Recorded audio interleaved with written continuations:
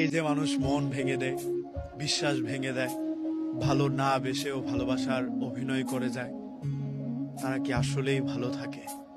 কি জানে, পৃথিবীতে নানান মানুষ, নানান রং, এসবের ভিড়েই আমাদের বেঁচে থাকা, এসবের ভিড়েই আমাদের মানুষকে ভালোবাসা। পরিবারকে রাজি করানোর পর তার ছেড়ে যাওয়াটা খুব সুন্দর ছিল।